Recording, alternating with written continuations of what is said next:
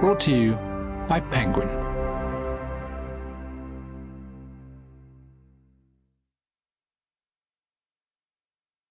The Real You: How to Escape Your Limitations and Become the Person You Are Born to Be.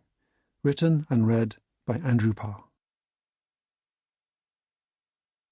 For my parents who gave their lives, to you, dear listener, and to all the other everyday heroes.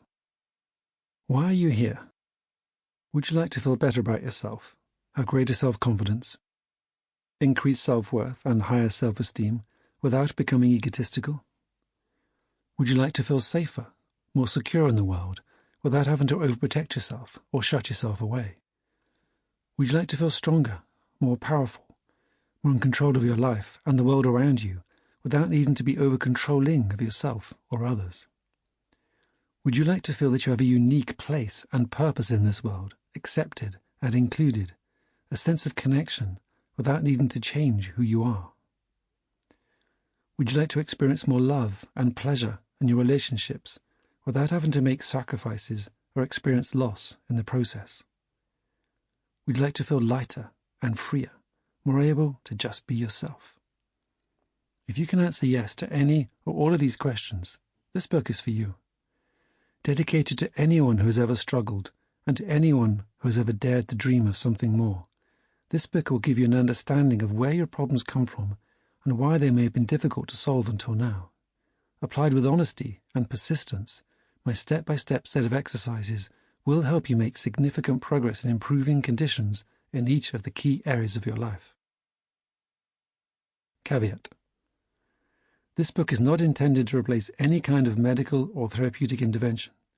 If you're suffering with a mental health condition or any form of complex post-traumatic stress disorder, CPTSD, you should seek the relevant professional help. Introduction. It is 10:30 p.m. as I make my way onto the southbound platform of the Victoria Line at Oxford Circus Underground Station, London. There are only two other commuters on the platform, both male.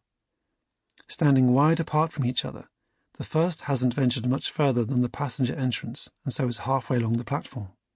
The other is way down near the opening of the tunnel where the trains emerge.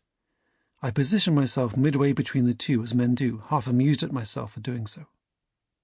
As I hear a train approach, I glance left and see the lights coming down the tunnel and the man standing on the platform there.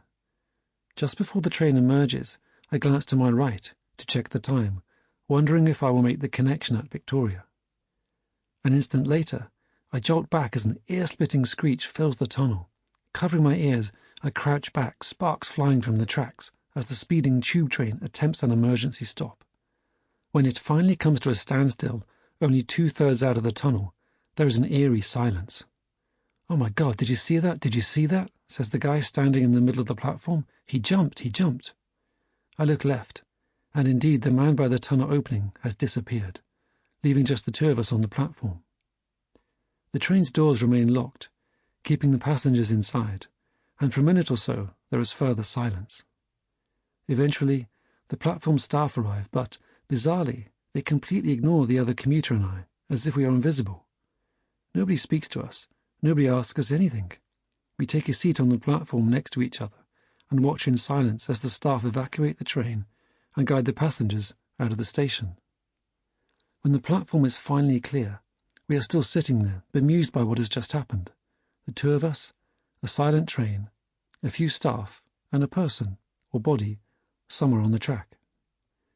I exchange a few words with my fellow witness, and then, realizing this route is now closed, and the staff seem disinterested in our presence, I head out of the station and jump into a taxi to complete my connection at Victoria and make my way home. What had caused him to jump? What was he running away from? What was he trying to do? One of the most common reasons people commit suicide is an attempt to escape what they are feeling or experiencing, and because they can see no positive, viable future. Oddly, looking back now, at the time of this incident, I completely understood how he may have been feeling. I say may because it is actually impossible to know his motivations.